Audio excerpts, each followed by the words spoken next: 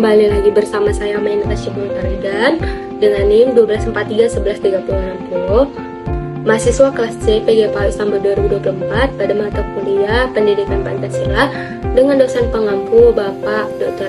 Muhammad Irfan SPD MOR. Nah, jadi di sini teman-teman saya akan kembali menjelaskan tentang Pancasila sebagai ideologi negara. Nah, jadi mungkin sering kita bertanya, apa sih itu ideologi? Nah, jadi sederhana ya teman-teman, ideologi itu adalah sekumpulan ide ataupun gagasan yang menjadi cita-cita sebuah bangsa. Nah, jadi negara kita itu adalah seperti sebuah kapal. Maka ideologi adalah tujuan ke arah mana kapal itu akan berlayar. Nah, jadi tanpa ideologi yang kuat, sebuah negara akan mudah terombang-ambing. Nah, jadi kita akan langsung saja ke dalam pengertian dan urgensi Pancasila sebagai ideologi. Nah, jadi teman-teman, secara bahasa, ideologi ini berasal dari kata ide, yang berarti gagasan ataupun logos yang berarti ilmu. Nah, istilah ini pertama kali muncul pada tahun 1796 sebagai sistem nilai untuk mencapai tujuan tertentu. Nah, namun bagi kita, Pancasila ini akan lebih sekedar istilah asing karena ideologi. Nah, namun bagi kita teman-teman, Pancasila ini lebih dari sekedar istilah asing. Ia adalah ideologi terbuka yang digali langsung dari akar budaya, agama, kebiasaan asli masyarakat Indonesia sendiri. Nah, urgensinya pun atau pentingnya Pancasila sebagai ideologi negara ini terletak pada fungsinya, di mana sebagai dasar moral dan arah kehidupan bernegara, ia mengandung 5 nilai inti, di mana ketuhanan, kemanusiaan, persatuan, musyawarah, keadilan, dan nilai-nilai ini menggambarkan tentang bagaimana masyarakat ideal yang ingin mewujudkan bersama, di mana kemajuan materi sejalan dengan keluhuran budi pekerti. Nah, jadi teman-teman, Pancasila ini sebagai ideologi itu sangatlah penting karena ini bukanlah barang impor dari luar, karena ia akan menjadi jiwa kita sendiri yang diformalkan menjati pedoman hidup.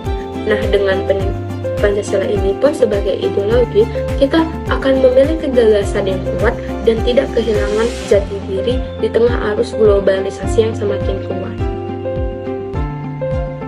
Kemudian tentang fungsi ideologi sebagai bangsa dan negara.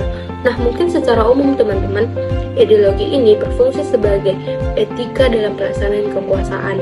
Nah, artinya siapapun yang memimpin negara ini, tindakannya harus dibatasi dan diarahkan oleh nilai-nilai Pancasila. Nah, ideologi inilah yang berfungsi sebagai dasar persatuannya. Ia akan menjadi tali pengikat yang menyatukan jutaan orang di Indonesia yang berbeda suku agama menjadi visi yang sama. Nah, jadi bagi pemerintah pun tentu Pancasila adalah pedoman yang sangat kuat dalam mengambil kebijakan politik dan alat untuk jika ada penyimpangan. Nah, jadi bagi kita sebagai rakyat pun tentu penting karena ideologi ini juga berperan sebagai sumber nilai dan moral dalam kehidupan bermasyarakat. Nah, di mana ia akan membantu kita untuk tetap bersatu dan menghindari bangsa kita dari paham-paham ekstrem yang bisa mengancam keutuhan negara. Nah, fungsi lainnya pun itu sangat krusial teman-teman, karena sebagai kerangka hukum dan politik, di mana Pancasila ini memberikan batasan apapun yang boleh dan tidak boleh kita lakukan demi ketertiban. Kemudian kita membahas tentang perbandingan Pancasila dengan ideologi dunia lainnya. Nah, jika kita membahas tentang dunia lain, nah di dunia kita ini ada berbagai macam ideologi besar. Nah, Pancasila ini memiliki posisi yang unik di antara mereka semua karena berbeda dengan liberalisme, di mana yang sangat memuja kebebasan individu hingga terkadang lupa pada kepentingan bersama. Nah, di mana Pancasila ini itu menyeimbangkan antara hak pribadi dengan tanggung jawab sosial. Nah, kita bebas, tapi kebebasan kita dibatasi oleh hak orang lain dan norma agama. Nah, jadi dibandingkan dengan sosialisme dan ataupun komunisme, kita seringkali menghapus hak milik pribadi demi kesamartaan. Nah, Pancasila ini memiliki ataupun menghargai per orang namun tetap mengutamakan keadilan sosial. Nah, kita pun harus berbeda dengan ideologi teokrasi di mana yang hanya berdasarkan satu agama tertentu. Nah, jadi Pancasila ini adalah ideologi yang religius, namun tetap menjunjung tinggi toleransi bagi seluruh pemeluk agama. Nah, di mana Pancasila ini pun seperti yang kita ketahui itu mengambil jalan tengah yang paling manusiawi di dalam sistem demokrasi Pancasila, di mana Pancasila ini teman-teman mengutamakan musyawarah mufakat di atas seluruh mayoritas yang mutlak. Nah, di mana Pancasila ini menunjukkan bahwa Pancasila adalah ideologi yang paling lengkap dan ia memanusiakan manusia secara utuh, baik sebagai manusia individu maupun manusia makhluk sosial yang bertuhan. Kemudian pentingnya Pancasila di tengah tantangan globalisasi, yaitu era modern saat ini.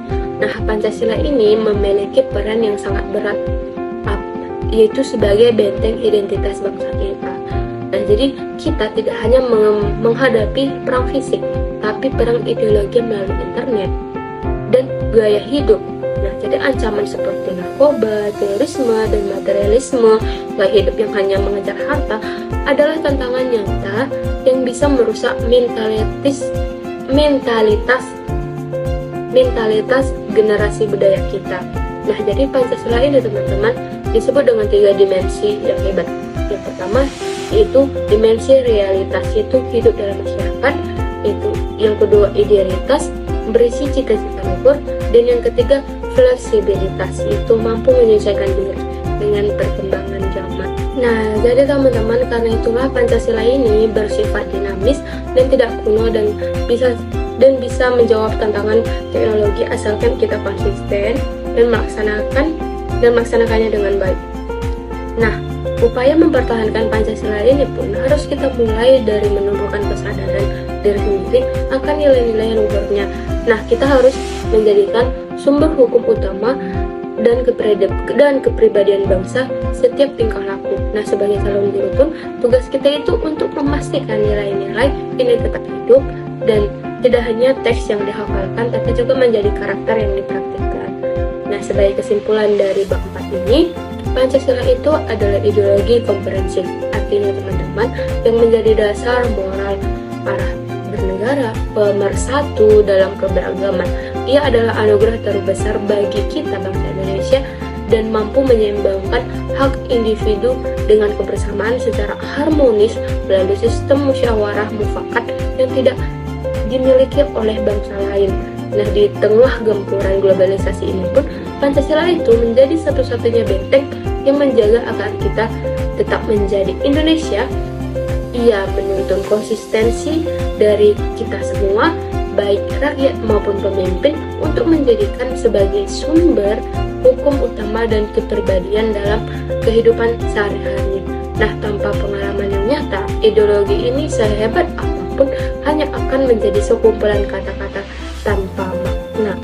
Terima kasih banyak saya ucapkan kepada perhatian teman-teman semua dan Bapak Ivan juga. Sekian presentasi dari saya. Mohon maaf bila ada salah kata yang saya ucapkan. Terima kasih.